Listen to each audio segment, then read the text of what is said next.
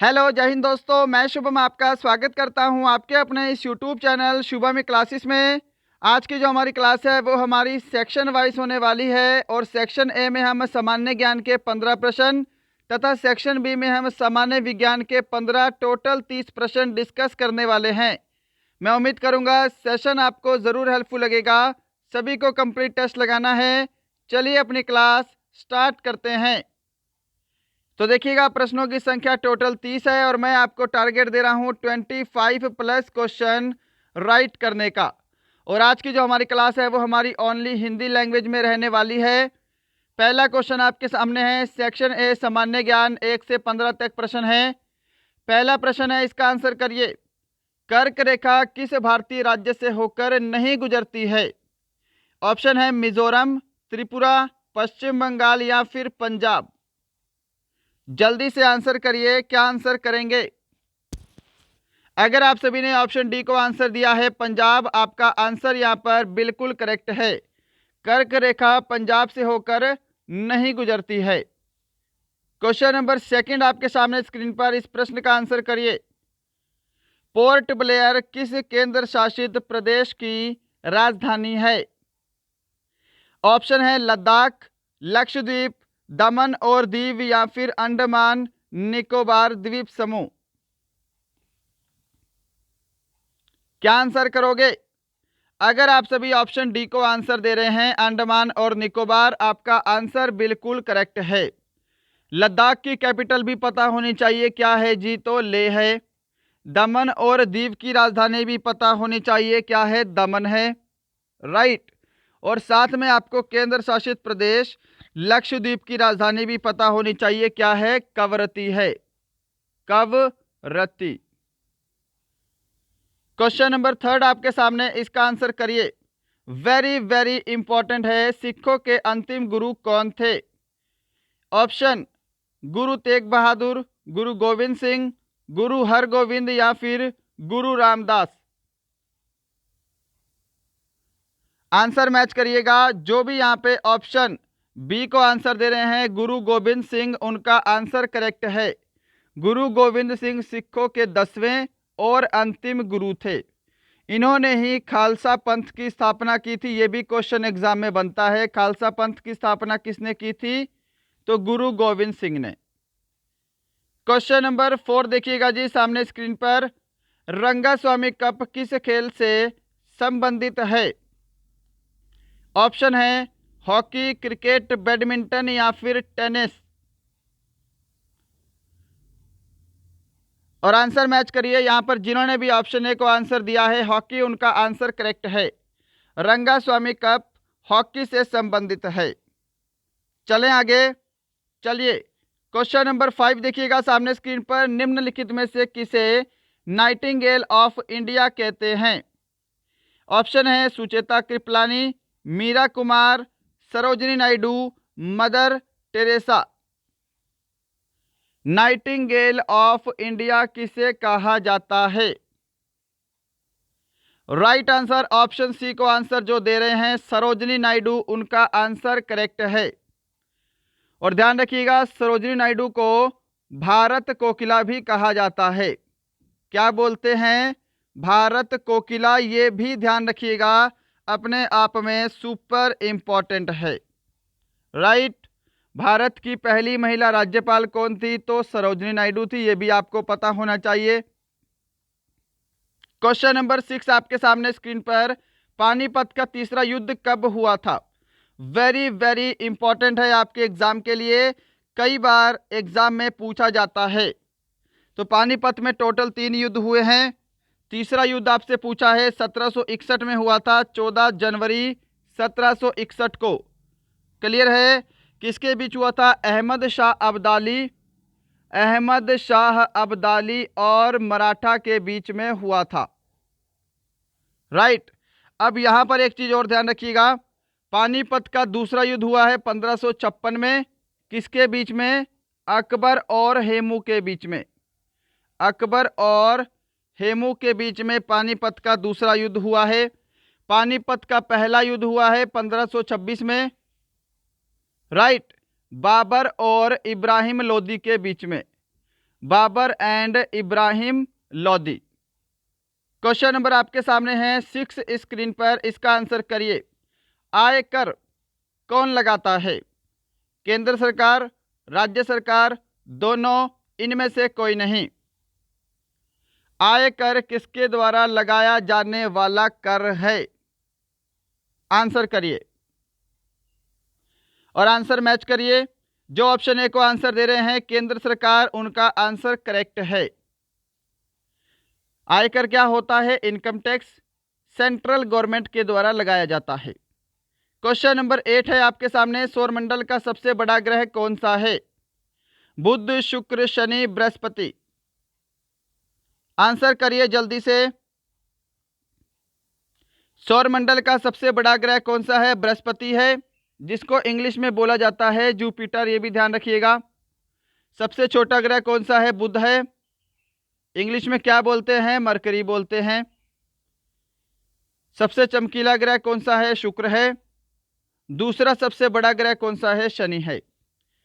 Question number 9 आपके सामने screen पर, इसका आंसर करिए। राज्य में राष्ट्रपति शासन किसकी स्वीकृति से लागू किया जाता है? राष्ट्रपति, प्रधानमंत्री, मुख्यमंत्री, इनमें से कोई नहीं। राज्य में राष्ट्रपति शासन लगता है अनुच्छेद 356 के तहत, ये ध्यान रखिएगा। अनुच्छेद वेरी वेरी इंपॉर्टेंट है। अनुच्छेद 356 के तहत राज्य में राष्ट्रपति द्वारा शासन लगाया जा सकता है। ऑप्शन आपका ए करेक्ट आंसर है। क्वेश्चन नंबर 10 देखिए जल्दी से सामने। राणा प्रताप सागर परियोजना किस नदी पर स्थित है? ऑप्शन है नर्मदा नदी, रावी नदी, बेतवा नदी, चिनाब नदी। आंसर मैच करिए। अगर आप सभी ने यहाँ पे ऑप्शन डी को आंसर दिया है, चिनाब नदी आपका आंसर राइट है।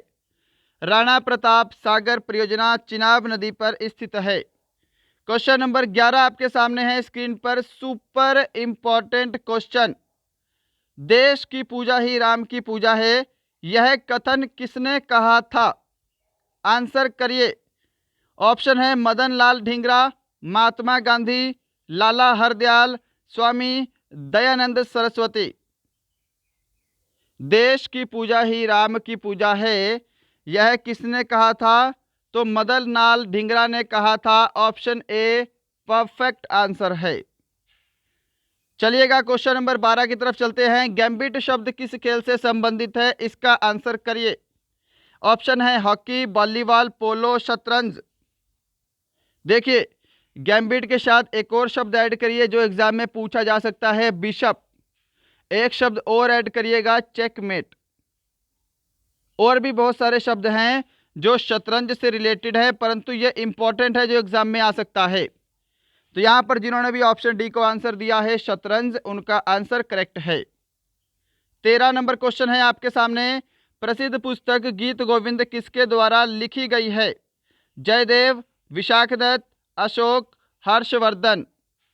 और देखिएगा इन 30 प्रश्नों के बाद आज फिर से आपको एक प्रश्न होमवर्क का मिलेगा, होमवर्क जरूर लेकर जाइएगा।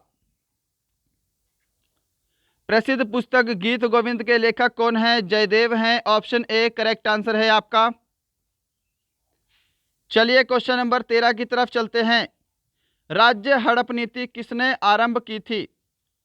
इंग्लिश में बोला जाता है डॉक्ट्रिन ऑफ लैम्स। ऑप्शन है Curzon, Dalhousie, Chelmsford, William Bentinck. राज्य हड़प नीति किसने लागू की थी? ऑप्शन बी करेक्ट आंसर रहेगा, डलहौजी। क्या सभी ने ऑप्शन बी को आंसर किया है? और इसी के साथ सेक्शन ए का लास्ट क्वेश्चन है आपके सामने। भारतीय सेना अकादमी कहाँ स्थित है? लखनऊ, नई दिल्ली, देहरादून, चंडीगढ़। भारतीय सैन्य अकादमी कहाँ स्थित है? Indian military academy. ऑप्शन आपका सी करेक्ट आंसर रहेगा, देहरादून। क्या सभी ने ऑप्शन सी को आंसर किया है? तो यहाँ पे आपका सेक्शन ए कंप्लीट होता है। बढ़ते हैं सेक्शन बी की तरफ। 16 से 30 तक प्रश्न है आपके सामने। हैजा किसके द्वारा होने वाला रोग है? इसका आंसर करिए जल्दी से। विषाणु, कवक, प्रोटोजोआ, जीवाणु। तो हैजा जो है यह जीवाणु के द्वारा होने वाला रोग है। ऑप्शन आपका डी करेक्ट आंसर है। यह दूषित जल पीने से होता है, यह भी एग्जाम में पूछा जा सकता है, तो ध्यान रखिएगा। हैजा के बैक्टीरिया का नाम क्या है? तो कॉलेरी है, यह भी आपको पता होना चाहिए। क्वेश्चन नंबर आपके सामने 17 है। एस्कॉर्बिक अम्ल किस विटामिन का रासायनिक नाम है? एस्कॉर्बिक एसिड किस विटामिन का रासायनिक नाम है? ऑप्शन यहाँ पे डी परफेक्ट आंसर रहेगा। विटामिन सी का रासायनिक नाम क्या है? एस्कॉर्बिक एसिड है। विटामिन डी का आप सभी को पता है ना, कैल्सीफेरॉल है। विटामिन डी का रासायनिक नाम कैल्सीफेरॉल। क्लियर है? विटामिन ई का रासायनिक नाम क्या है? टोकोफेरॉल है। और विटामिन के का रासायनिक नाम क्या है? फेरिक्विनॉल है। 18 नंबर क्वेश्चन देखिए आपके सामने है। भारी जल का आणविक सूत्र क्या है? और मुझे नहीं लगता कि ये वाला प्रश्न किसी का गलत होगा। सभी प्रश्न आपकी आर्मी की पिछली परीक्षाओं से आधारित हैं, सुपर इंपॉर्टेंट है और आने वाले एग्जाम के लिए एक्सपेक्टेड क्वेश्चन है। देखिए, भारी जल का आणविक सूत्र होता है D2O। Option A correct answer होगा, D2O। इसको बोलते हैं ड्यूटेरियम ऑक्साइड। क्वेश्चन नंबर 19 आपके सामने, स्क्रीन पर आंसर करिए। हीलियम की परमाणु संख्या कितनी है? 1, 3, 4, 2। और देखिएगा, ये जो टॉपिक है, हीलियम की परमाणु संख्या कितनी है, या फिर किसी धातु के आपसे संकेत पूछ सकता है। हीलियम का संकेत, सोडियम का संकेत, ऑक्सीजन का संकेत, कार्बन का संकेत, और कम से कम आपको 30 तक परमाणु संख्याएं तो पता होनी ही चाहिए। तो जो आपका पीरियोडिक टेबल है उसको पढ़िए, उसमें 30 तक की परमाणु संख्या याद जरूर करिएगा। हीलियम की परमाणु संख्या क्या है? 2 होती है। ऑप्शन आपका डी करेक्ट आंसर है। पहले नंबर पे आता है आपका हाइड्रोजन, ठीक है, दूसरे पे हीलियम है। क्वेश्चन नंबर 20 आपके सामने, स्क्रीन पर आंसर करिए। पीडियाट्रिक्स किससे संबंधित अध्ययन है? शिशु रोग, हृदय रोग, त्वचा रोग, इनमें से कोई नहीं। जल्दी से आंसर करिए। पीडियाट्रिक्स, आंसर मैच करिएगा। पीडियाट्रिक्स जो है यह शिशु रोग से संबंधित अध्ययन है। इसको बोलते हैं बाल चिकित्सा। शिशु रोग से संबंधित अध्ययन क्या है? तो पीडियाट्रिक्स कहा जाता है। 21 नंबर क्वेश्चन आपके सामने है। लाल रक्त कणिकाओं का निर्माण कहाँ होता है? और देखिएगा, अभी तक आपने सेशन को लाइक नहीं किया है, लाइक ज़रूर करिएगा। आपका कोई फ्रेंड आर्मी की तैयारी करता है, उसे हमारा चैनल ज़रूर शेयर करेंगे। और यदि आपको लगता है हमारा चैनल आपके लिए हेल्पफुल है, आप इस हमारे चैनल पे नए हैं, सब्सक्राइब करने के बाद सभी को बेल आइकन ज़रूर दबाना है। लाल रक्त कणिकाएं यानी कि RBC का निर्माण कहाँ होता है? प्लीहा, यकृत, अस्थि मज्जा, थायराइड ग्रंथि। ऑप्शन सी करेक्ट आंसर रहेगा, अस्थि मज्जा में होता है। इंग्लिश में बोलते हैं बोन मैरो। ध्यान रखिएगा, बोन मैरो। क्वेश्चन नंबर 22 है आपके सामने, स्क्रीन पर। आकाश का रंग किस कारण से नीला दिखाई देता है? प्रकाश के प्रकीर्णन के कारण, प्रकाश के अपवर्तन के कारण, प्रकाश के व्यतिकरण के कारण, पूर्ण आंतरिक परावर्तन के कारण। आकाश का रंग नीला प्रकाश के प्रकीर्णन के कारण दिखाई देता है। ऑप्शन ए परफेक्ट आंसर है। 23 नंबर क्वेश्चन आपके सामने है, आंसर करिए। किसे भविष्य का ईंधन कहा जाता है? सुपर इंपॉर्टेंट क्वेश्चन है। भविष्य का ईंधन किसे कहते हैं? आंसर मैच करिए। क्या सभी ने ऑप्शन बी को आंसर दिया है? हाइड्रोजन आपका करेक्ट आंसर है। क्वेश्चन नंबर 24 है, आंसर करिए जल्दी से। ऑस्टियोलॉजी में किसका अध्ययन किया जाता है? मांसपेशियों का, अस्थियों का, मस्तिष्क का, हृदय का। ऑस्टियोलॉजी में किसका अध्ययन किया जाता है? जो भी यहाँ पे ऑप्शन बी को आंसर दे रहे हैं अस्थियों का, उनका आंसर करेक्ट है। क्वेश्चन नंबर 25 आपके सामने है। कांसा डैश धातुओं का मिश्रण है? ऑप्शन है तांबा टीन, तांबा जस्ता, तांबा निकल, टीन शीशा। ऑप्शन आपका ए करेक्ट आंसर रहेगा। तांबा और टीन का मिश्रण है कांसा। तांबा और जस्ता ध्यान रखिएगा, पीतल, कॉपर और जिंक का मिश्रण है। यह भी एग्जाम में क्वेश्चन अक्सर पूछा जाता है। चलिए 26 नंबर क्वेश्चन की तरफ चलते हैं। मनुष्य में कुल गुणसूत्रों की संख्या कितनी होती है? टोटल बताने हैं आपको, टोटल नंबर ऑफ क्रोमोसोम्स, गुणसूत्रों की संख्या कितनी है। तो मनुष्य के शरीर में टोटल 46 गुणसूत्र होते हैं। अगर आपको जोड़े में पूछेगा तो 23 जोड़े गुणसूत्र होते हैं। ऑप्शन आपका डी करेक्ट आंसर होगा। 27 नंबर क्वेश्चन देखिए जल्दी से। जंग लगने पर लोहे के भार में क्या परिवर्तन होता है? ऑप्शन है भार बढ़ जाता है, भार कम हो जाता है, समान रहता है, इनमें से कोई नहीं। तो जंग लगने पर लोहे का भार बढ़ जाता है। ऑप्शन आपका ए करेक्ट आंसर है। 28 नंबर क्वेश्चन देखिए सामने। ब्लैक होल सिद्धांत का प्रतिपादन किसने किया था? एस चंद्रशेखर, जॉन नेपियर, अरस्तु, गैलीलियो। जल्दी से आंसर करिए। ब्लैक होल सिद्धांत का प्रतिपादन किया था एस चंद्रशेखर ने। ऑप्शन ए आपका परफेक्ट आंसर है, सुब्रमण्यम चंद्रशेखर। क्वेश्चन नंबर 29 है आज का सेकंड लास्ट क्वेश्चन। द्रव से गैस में परिवर्तन होना किसका उदाहरण है? उदर्वपातन, द्रवीकरण, वाष्पीकरण, गलन। द्रव से गैस में बदलने की प्रक्रिया क्या कहलाती है? आंसर क्या करोगे? आंसर मैच करिए। क्या सभी ने ऑप्शन सी को आंसर दिया है? वाष्पीकरण उनका आंसर करेक्ट है। उदर्वपातन आपको पता है ना, ठोस से सीधा गैस बनता है जी, ठीक है। गलन क्या होता है? ठोस से द्रव बनने की प्रक्रिया। क्वेश्चन नंबर 30 है आज का लास्ट क्वेश्चन, और इसके बाद एक क्वेश्चन होमवर्क के लिए ऐड किया है, होमवर्क लेकर जाइएगा। पहले इसका आंसर करिए। योग्यता की उत्तरजीविता का प्रतिपादन किसने किया था? Galileo, Hippocrates, Hugo de Vries, Charles Darwin. Answer match करिए। जिन्होंने भी यहाँ पे ऑप्शन डी को आंसर दिया है चार्ल्स डार्विन, उनका आंसर करेक्ट है। योग्यता की उत्तरजीविता का प्रतिपादन चार्ल्स डार्विन ने किया था। तो दोस्तों यहाँ पे आपके आज के top 30 very very important question cover होते हैं सेक्शन वाइज। सेक्शन ए सामान्य ज्ञान, सेक्शन बी सामान्य विज्ञान। सभी को कमेंट बॉक्स में स्कोर कमेंट करना है। आज के इन 30 प्रश्नों में आपका टोटल स्कोर कितना है?